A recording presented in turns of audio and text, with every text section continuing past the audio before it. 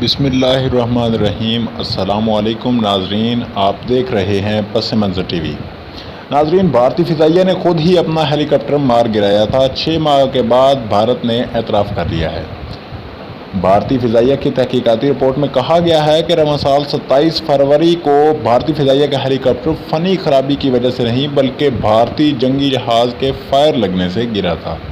اس سے قبل بھارت بار بار یہ جھوٹ بولتا رہا کہ ہیلی کاپٹر فنی خرابی کی وجہ سے گرا، لیکن اب اس نے اعتراف کر لیا ہے کہ طیارہ بھارتی فضائیہ کی اپنی غلطی سے گرا تھا۔ بھارتی عسکری حکام نے ہیلی کاپٹر حادثے میں ہلاک ہونے والے متاثرہ خاندانوں سے جھوٹ بولتا رہا اور کئی جھوٹے دعوے بھی کیے۔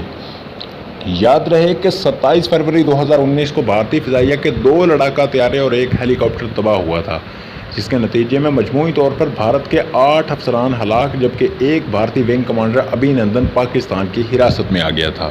بھارتی فضائیہ نے دعویٰ کیا تھا کہ ہیلی کاپٹر فنی خرابی کے باعث کریش ہوا، لیکن حقیقت کچھ اور ہی تھی۔ فروری کو مقبوضہ کشمیر میں تباہ ہو جانے والے فوجی ہیلی کاپٹر کی تحقیقاتی رپورٹ کے مطابق بھارت کے MiG-21 جنگی طیارے نے ہیلی کاپٹر کو پاکستان کا ہیلی کاپٹر سمجھ کر مار گرایا تھا۔ ہیلی کاپٹر کریش ہونے کے واقعے میں 6 بھارتی فوجی افسر ہلاک ہوئے تھے۔ اس سے اس بات کا اندازہ لگایا جا سکتا ہے کہ بھارت پاکستان کے خلاف جنگی جنون میں کس قدر دیوانہ ہو چکا ہے کہ وہ خود اپنے ہی طیارے گرا رہا ہے۔